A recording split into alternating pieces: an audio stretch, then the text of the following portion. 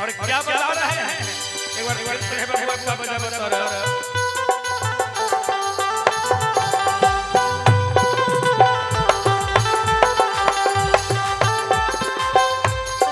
कतना निमन धन बड़े भैया ध्यान दो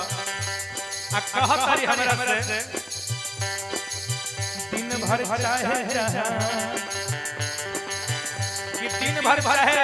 जहां कहां रहली हो लेकिन एक बात हमारे मान ला दिन भर चाहे जहां रही है हमार प्रिया दिन भर चाहे जहां रही है हमार प्रिया दिन भर चाहे जहां रही है हमार प्रिया दिन भर चाहे जहां रही है हमार प्रिया कहे कि ये बात तो वही बोल सकती है जो अपने पति से बेइंतहा मोहब्बत करती है। ये बात तो वही पत्नी बोल सकती है जो अपने पति से बेइंतहा मोहब्बत करती है कि दिन भर चाहे जहां आ रही है हमार प्रिया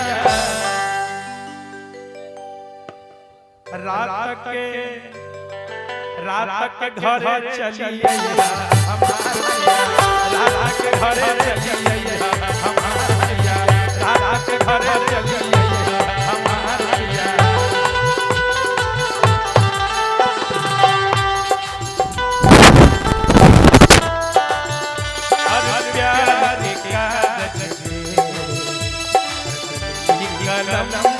से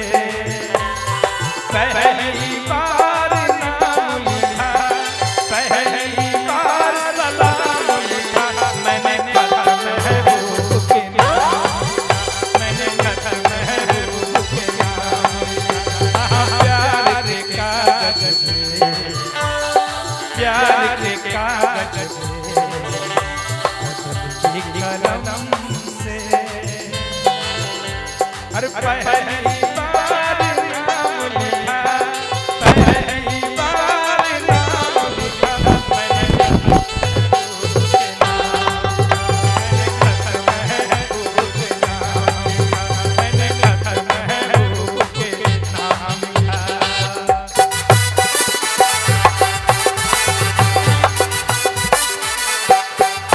अब बड़ा भाव से कहा तरीका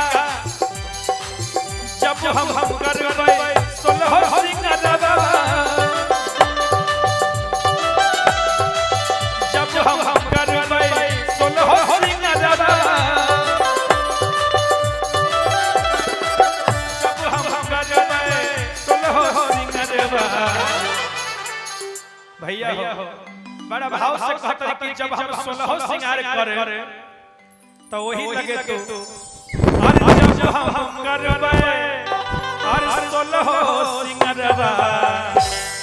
अरे तू दर्पण बनी जइया हमार प्रिया तू दर्पण बनी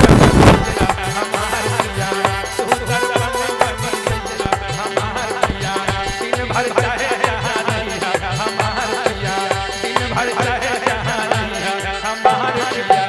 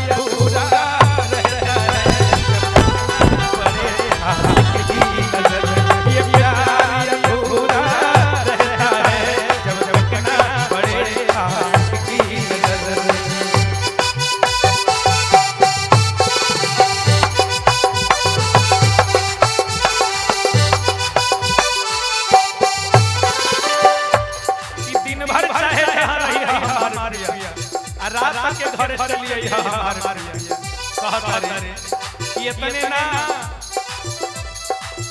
नाक के नथिया कान के बाली नाक के नथिया कान के बाली नाक के नथिया कान के बाली कहता रे कहे नाक के नथिया ई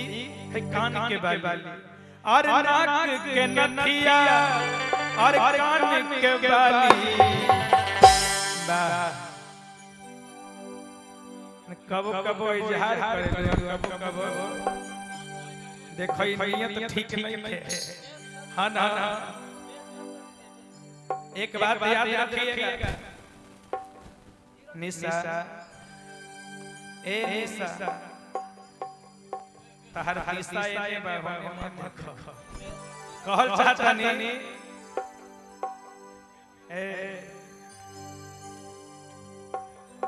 कि तू चली भी जाएगी तो हम जिया करेंगे मोहम्मद ठठर तू चली भी जाएगी तो हम जिया करेंगे